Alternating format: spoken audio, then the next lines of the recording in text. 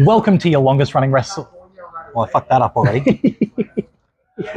Welcome to Australia's longest running wrestling podcast, Wrestle Radio Australia. I'm Lachlan Albert, and I am here with the Australian sensation, leader of the Swanton Squad.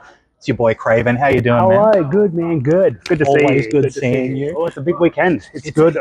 It's exciting, man. It is exciting. So we're actually here right now before the Australian Supershow, Yes. and you're on the card. Tell us how that's feeling. Not only on the card, because by the time this comes out, it won't be a spoiler, but I've just read the run sheet and I'm first. I am first out through the curtain. So there's mixed feelings, like when you're workers, you're just like, oh man, like some get really disappointed if they're the curtain jerker. I think it's the most important place to be. Like, people are going to be hyped. They're going to be like, you ready for the Super Show? This place is damn near sold out. There's hardly any tickets left. Standing room only.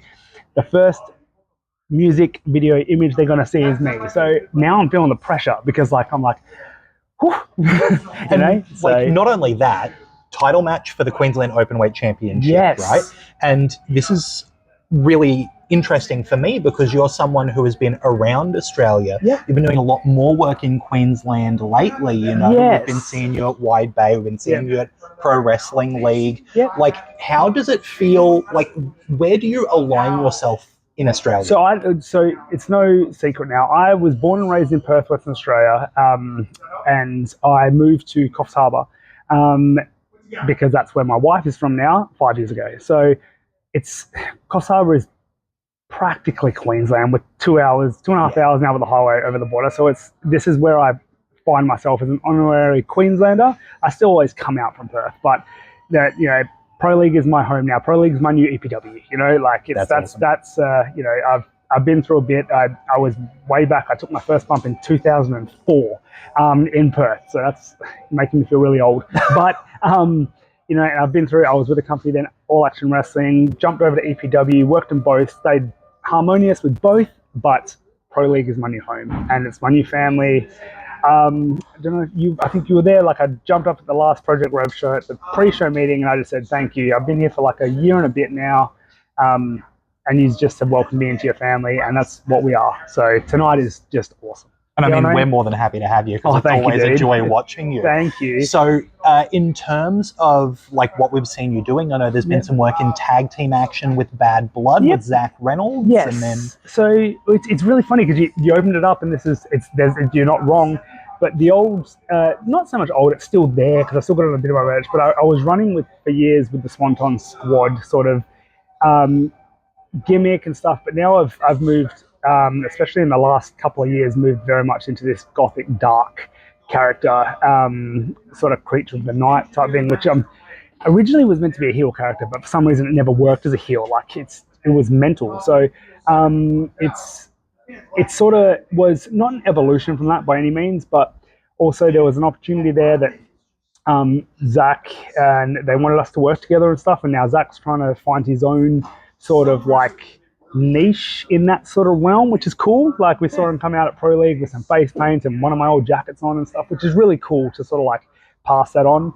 So yes, I'm doing some work with Zach in Bad Blood, but definitely not exclusively tag team wrestling. For example, tonight's Sunday, I've got singles matches. I'm actually in Singapore in 2 weeks for Singapore Pro Wrestling, which is really cool, just by myself. And then over in WA, I am there with Zach for Bad Blood, and then we've got the Purge. Like, it's going to be a big 4 weeks. Like, it's going to be awesome. It's going to be a crazy year, honestly. Yes. But I wanted to say, like, you've mentioned going to Singapore. You've got a laundry list of countries in your back pocket.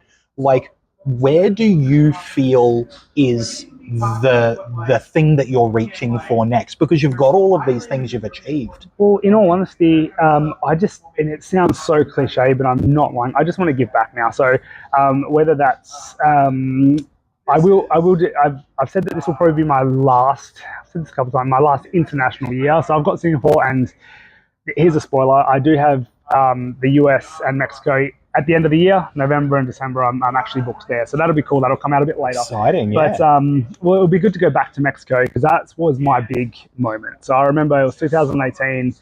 I was about to debut at the Crash, and it was a 8,000 seat arena. It was full, and I was just like, This is the kid that loved fake fighting and got teased for it. You know what I mean? Like, no one liked pro wrestling, especially when you went to school in the 90s. Nobody liked pro wrestling. It was every sort of slander word that I don't even like saying. So, yeah, so that was really cool. Where do I see myself now? Just giving back, and whether that's like, and he's by no means a rookie, but giving back and like helping guys like Zach and bringing him in, and then giving him more opportunities indirectly. Possibly working with a wrestling company to put more shows on, hopefully, and expand out. We don't know. Yeah, so just to give back, because you all know that when we hang up the boots as workers, we don't just end there. We want to be able to watch the next generation. So, and that's what I want. I want to be able to go to a show and be like, hey, I'm literally just here to sip on my drink and watch wrestling, because that's what I love doing. Well, it's what we all love doing. You know what I mean? So we wouldn't be here if we didn't. And like, looking at legacy when it comes to that, someone with a 21-year career like yourself, almost everyone's a rookie in comparison. It's thank you. But I'm still learning. Like I speak to the guys, especially.